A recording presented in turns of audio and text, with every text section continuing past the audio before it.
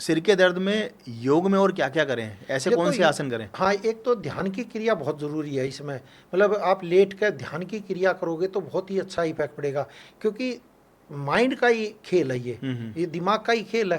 भाई मन के जीते जीत और मन के हारे हार हार है। है। और मन क्या होता है, दिमाग ही मन को लगाता है। तो क्या होता है, ध्यान की क्रिया बहुत महत्वपूर्ण है। 5 ही मिनट करो, आप धीरे धीरे ध्यान करो, इससे बहुत अच्छा है। लेट के क्या करें, गहरी सांस लें, गहरी सांस छोड़ें, पूरी लंबी गहरी सांस लें, पूरी गहरी, मतलब 1 मिनट में आपको लगे कि मैं 2 या 3 सांस ले रहा हूँ। और फिर धीरे धीरे धीरे 100 से गिनती स्टार्ट करें, 99, 98, 97, मतलब ऐसे ऐसे उल्टाएं। तो ध्यान की क्रिया होगी और आपको कब मतलब हल्की सी नींद में आ गया आपको पता नहीं चलेगा, वो ध्यान की क्रिया होती है। ये भी बहुत महत्वपूर्ण है।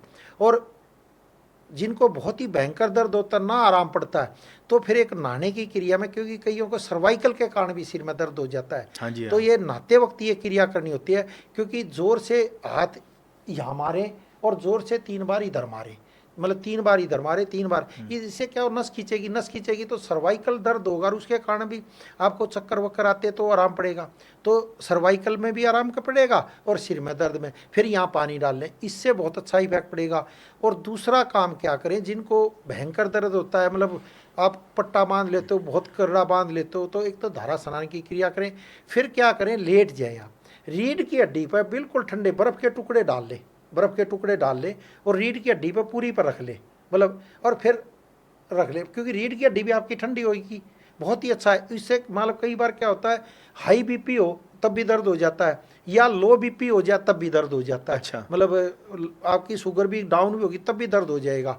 तो उसमें दोनों में इफेक्ट पड़ेगा। तो इससे क्या होगा, जब रीढ़ की हड्डी पर आपका जब बीपी बहुत तेज हाई हो जाता है तो पैरालाइज मार जाता है हाँ जी एकदम, हाँ। तो वो स्थिति नहीं आ पाएगी। एक तो दिमाग की नसें, और क्या होता है कई बार क्लोट्स होते हैं दिमाग में, तो क्लोट भी क्या करेंगे, जब आप कोई चीज़ को बहुत तेज हिलाओगे तो क्लोट हट नहीं हाँ जाते, वो मतलब कोई चीज़ डिजॉल्व, रुक जाता हाँ है। जी हाँ। तो ऐसी जो हवा वाली क्रिया है, ये बहुत ही ज़बरदस्त है। इसको मतलब ना का इसमें मतलब ही नहीं, मैं तो ये कहता हूँ बहुत ही अच्छा इफेक्ट देती है। जिनको डिप्रेशन है या नींद नहीं आती है, जिनको माइग्रेन दर्द रहता है, वो तो मैं कह रहा हूँ ज़रूर करें और 45 दिन में रिजल्ट ले लें।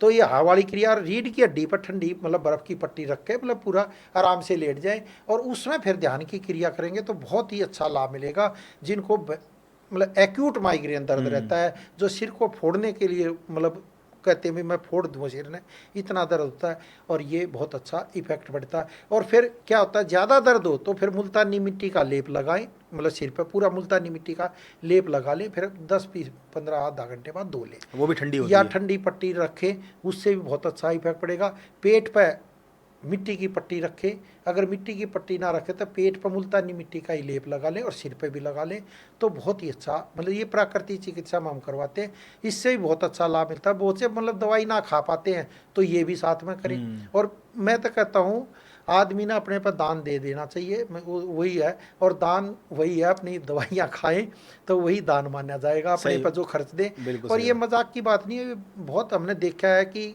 कोई ना कोई कारण तो होता ही है भाई, मतलब जैसे कहे यार मेरी तो बला टली, मतलब अपनी बला कहीं और टाल दो, यानी अपने अपना दान तो दे दो, वो कहीं और जाएगा। सही तो बात ये है। बहुत है, तो बहुत ही इफेक्ट पड़ता है। तो 3 महीने आप ज़रूर कोर्स करें, मैं तो ये कहता हूँ जिनको माइग्रेन का।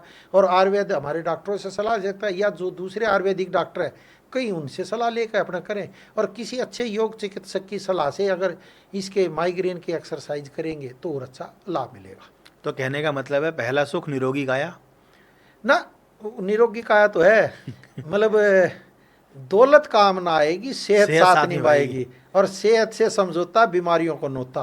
फिर आपने अगर समझौता कर लिया तो दोस्तों बीमारियां तो आएंगी आएंगी, इसे कोई रोक नहीं सकता। इसलिए मैं कहता हूँ सेहत से बिल्कुल भी भूल कर समझौता ना करें, अपना इलाज कराएं, और समय रहते इलाज करा लेंगे तो बहुत ही अच्छा रहेगा। अब मैं कल ही एक पेशेंट पर गया, देखो बताता हूँ।